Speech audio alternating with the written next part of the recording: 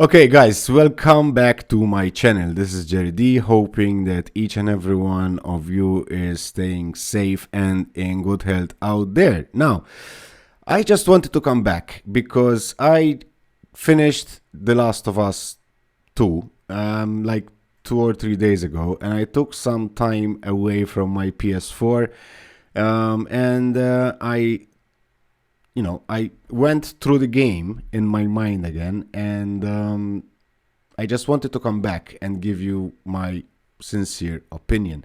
Now, just to let you know, this video will have spoilers, so if you haven't completed the game yet, if you don't want any spoilers, I suggest that you click the stop button. Because yeah, we will be discussing the characters, we will be discussing the ending, we will be discussing the storyline on its own. So yeah, heavy spoilers ahead, guys. So let's start from the beginning. I went into this game staying away as much as possible from the leaks, from whatever it was going on. So I haven't seen the video leaks. So I went into the game like with an open mind, just as the creators of this game suggested, right?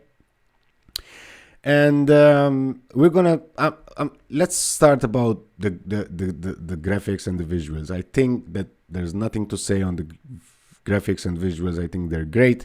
They did a good job, although I don't think it's cutting edge. Although the graphics are very good, and I played this game on a old version of the PS4, the fat version of the PS4, and the graphics were stunning, and the game played extremely well, fluid, nothing to say. But I don't think that graphics are better than the graphics we saw in Days Gone, for example. So although they did an excellent job, I also think that the producers of Days Gone did an excellent job. Graphic-wise, it's there, but it's not cutting edge, in my opinion. So, but yeah, I mean, there's nothing you can say about it, right? I mean, the game was good. The graphics were good, visuals were good.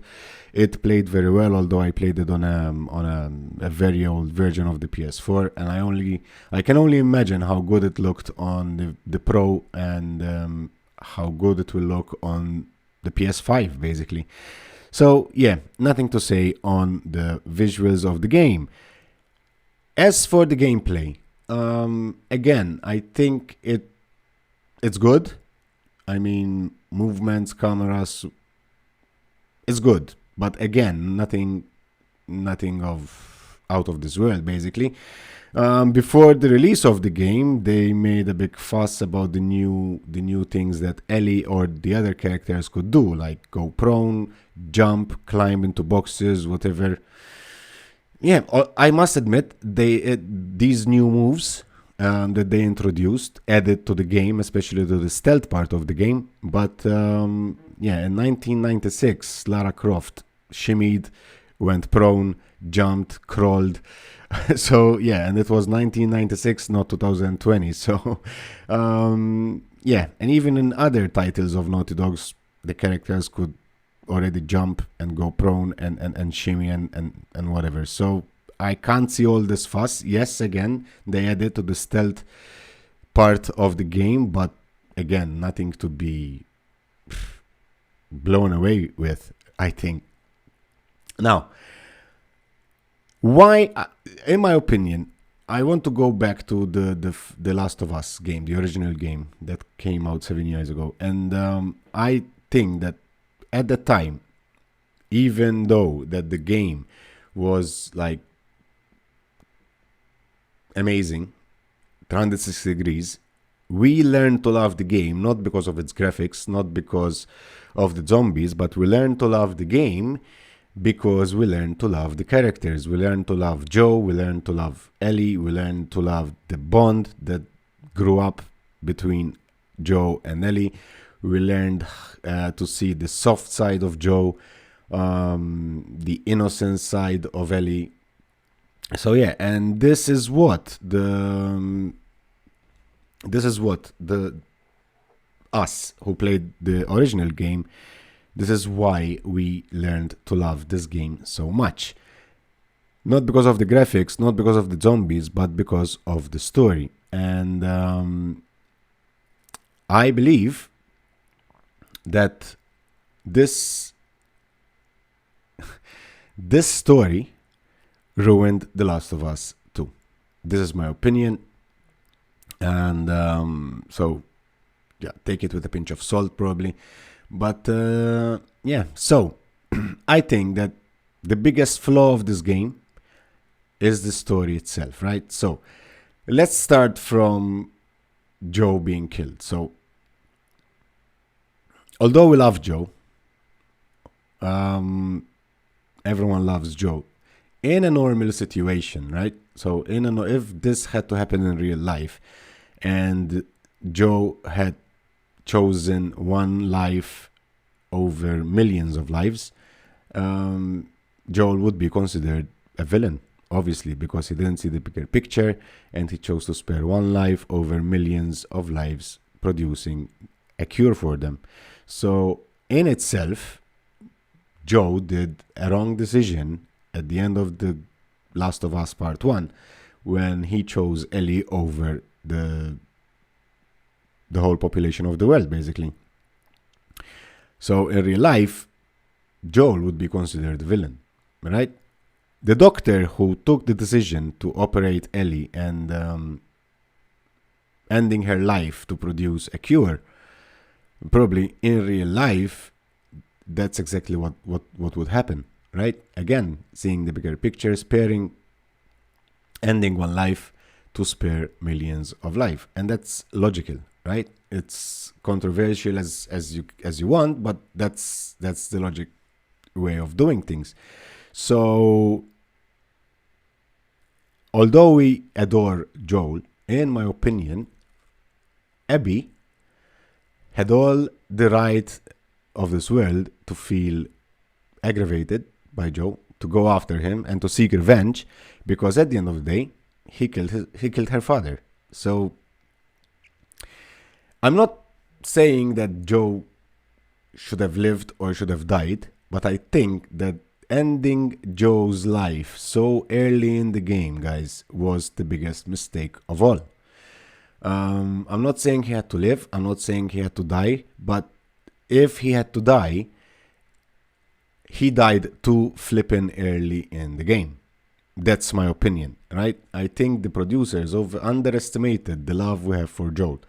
And I can understand and I can relate with the people that are angry because Joe did not survive the game. Again, I'm not going into the scenarios if he had to live all the way or he had to die, but if he had to die, I think he died too early. And that's one big mistake, in my opinion, that the developers did. That's number one. Now, let's talk about Abby a bit. I mean, Abby is clearly the villain. Although I repeat, I can understand her point of view. Someone killed your father. If in real life someone would kill my father, I would probably seek revenge.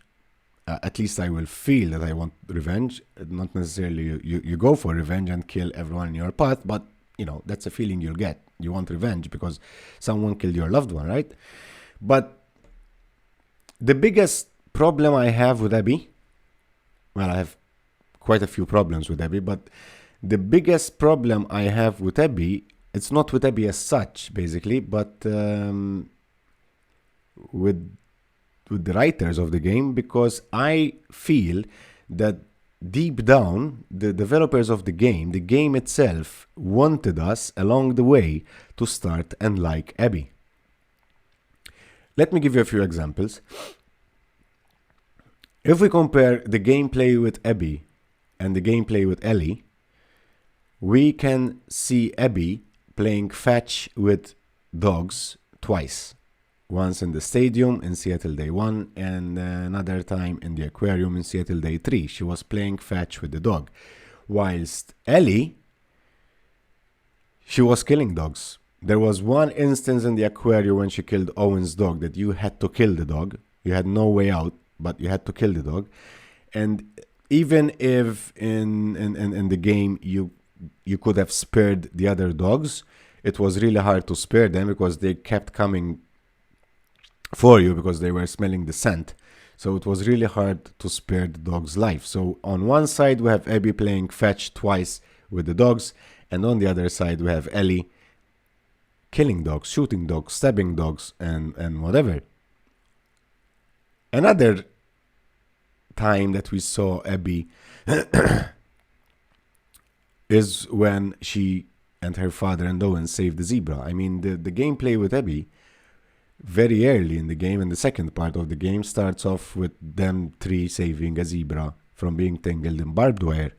And that's another thing. So the producers, the developers, the writers wanted us, I think, wanted us to sympathize with Ellie and start to like Ellie as the game went along, which is absurd. Which is absurd, right? I mean, one of the biggest problems I have with Abby is that they made us beat the shit out of our beloved Ellie by controlling the villain. And that's absurd. I mean, I couldn't do it, guys. I honestly couldn't do it. I was I don't know if I've said it on air or not on my videos, but there were times that I stopped the video and I said, no, fuck it, I'm not doing this. I'm not beating the shit out of Ellie. What the what, you know? I mean, who the fuck thought of this? Us controlling the villain and beating the shit out of Ellie. It's insane. It's insane. But anyway, but still, I think that the developers wanted us that as the game went along, they wanted us to start relating to Ellie and at the end liking Ellie. And for the majority of the gameplay with Abby, we were shown the good side of Ellie, as in she saved two kids. Yes, although they saved her life first, but then she went all the way to like save them, and not only once, she saved them twice, if not three times. We saw Abby taking care of these two kids. We saw Abby going out of her way, out of her mission, and even killing her own people just to save these two kids. So again, the game wanted us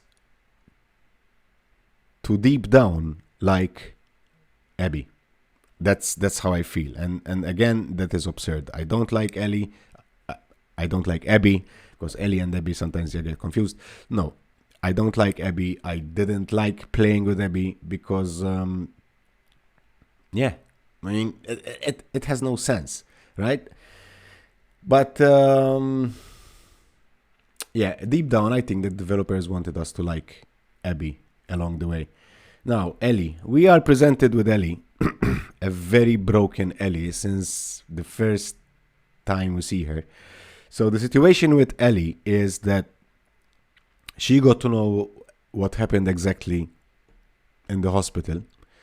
She got to know that Joe lied to her when saying that there were plenty of other immune people and whatever.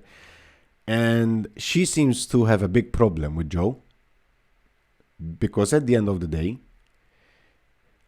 Joel saved her life and she has a big problem with this. I mean, how can you have a problem with someone that saved your life and be mad at him and you don't want anything to do with him? What this is nonsense, guys. I mean, if it happened to you that someone saved your life, I am sure that even if you live for 3,000 more years, you will still be grateful for that person, right? But this thing, Ellie doesn't seem to absorb it, you know?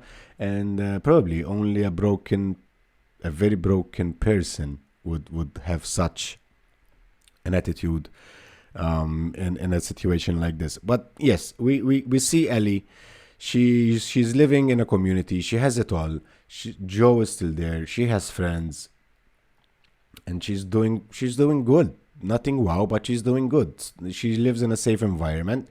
She lives in a community, and yeah, everything is going well, except for the relationship between her and Joe.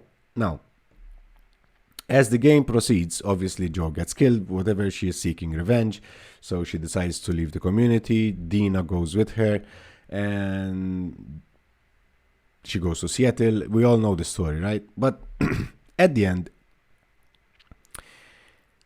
the big problem with Ellie is that I think that the developers, I don't know if it was intentional or unintentional, but at the end of all this, Ellie is the biggest loser of them all. Because we started the game with Ellie seeking revenge.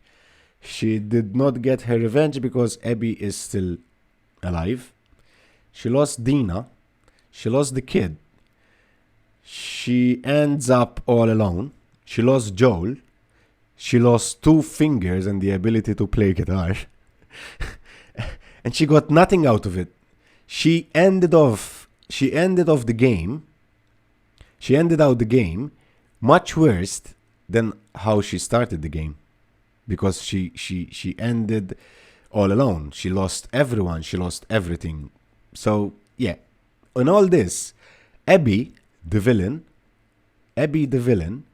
got her revenge, got her nice little friend, who is still alive, Lev. Okay, she lost Owen, and she lost the dog, but at least she got the revenge she wanted. Okay, so Ellie is the loser, and Abby is the winner. So the villain wins, and the hero loses. Why? Why would they make such a loser out of Ellie? Why would they make such a loser out of our hero? I can understand that The Last of Us Part 2 would concentrate more on Ellie, fine, but I would have expected a change of guard from Joel to Ellie. Let's talk about how Joel died, because I think the way they made Joel die is very disrespectful to the character himself. Because the Joel we learned to love in The Last of Us Part 1 was a badass. The Joel in Last of Us Part 1 would have never ended up in a situation like he did in Last of Us Part 2, which got him killed. The Joel in Last of Us Part 1 would have never ended in a compound, in a mansion full of people he doesn't know, armed to their teeth, closed in a room. He would never do that. So I think, as I said before, I'm not saying Joel had to live all the way or Joel had to die, but at least if he had to die, I think the writers had to put more effort in. Like, I mean, we knew in Last of Us 1 that he constantly used to say to Ellie, do not trust anyone. And if you remember the opening of the game of The Last of Us 1, I don't know if Joel was driving the truck or Tommy was driving the truck. When they escaped from their house, there were like people clearly not infected asking for help, and he never stopped the truck to put them on. But in Last of Us 2, like 25 or 30 years later, okay, he managed to get in a situation where he was closed in a mansion with a bunch of people he never saw before in his life, armed to their teeth, and it cost him his life. So I think that way, the way they did kill Joe, it's very disrespectful to the character, I believe. Now, let's talk about the ending of the game. I mean, the first fight between Abby and Ellie would, in my opinion, would have been enough. Because there's no sense about what happened. Like, Abby kicks the shit out of Ellie. In the last second, she decides to spare both Dina's and Ellie's lives. And she walks away and she calls it a day. So, because at the end of the day, Abby was never... Abby's intentions were never to kill Ellie, right? She seeks revenge because she killed Owen and Mel and the dog. But she gets a change of heart last second, and she decides to spare Ellie's life. Time passed. Ellie is now living with Dina in a farmhouse. The kid was born. They have sheep. They have goats. They have it all, guys. They have it all. And all of a sudden, Tommy pops in, saying that he knows where Abby is, and boom! All of a sudden, she decides to leave everything behind, including the kid and Dina, and go and seek revenge. She wants to go and kill Abby. She tracks her down. At the end of the day, she returns the favor. She spares her life. So why the fuck have we played? They made us play another 3 hours of gameplay just to have the same ending again. Okay, we had Abby as a winner on the first round, then we had the second round and Ellie was the winner, but what the fuck? What the fuck? What is the reason behind all this? So, I don't know, guys. If this game, if The Last of Us Part 1 never existed, this game would be a great game. Apart from the ending. But this game would be a great game, I think. But as a sequel to The Last of Us Part 1, this game is shite, to say the least. And I would say just one more thing. And this is obviously my idea. I have the feeling, guys, the more I think about it, the more it makes sense. I have a feeling that somewhere down the line, the idea of the creators of this game was either to do a spin-off of the game with Abby and Lev, or at least with Abby, or they were laying down the carpets for a third part of the franchise with Abby. Because think about it, guys. The way the story evolved, now Abby and Lev have a very similar relationship to what Joel and Ellie had in The Last of Us Part 1. She went out of her way to save him. She saved him 2 or 3 times. I can't even remember. She killed half of her people to save him. So, the more I think about it, guys, I don't know if it will happen, or probably it will never happen, because all the bad reviews that the game had about the story, if I wouldn't present Abby anywhere, not even on a poster in a game 20 years from now. But I think that somewhere down the line, that was the idea. To either to make a spin-off game out of this with Abby, or to make a part 3 involving Abby and Lev again. I don't know. This is my idea. What's sure is that the biggest flaw of all this is that the developers made a loser out of our hero. Made a loser out of Abby, which is not out of Ellie, not out of Abby. Yeah, which is disrespectful, stupid, and I don't know, guys. If I had to rate this game, I'll give it a 5 out of 10. And if someone asks me if this game is a masterpiece, by far no. This is not a masterpiece. I think they had all the chance of this world to create a masterpiece. I think they had 7 flipping years to think about it and to develop it in the right way. And they just blew it. And for all I care, I think that although they sold 4 million copies of it, but I think they just destroyed the franchise, guys. This is my opinion. I'm not sure if a third part of this title will come out. I'm not sure it will interest me.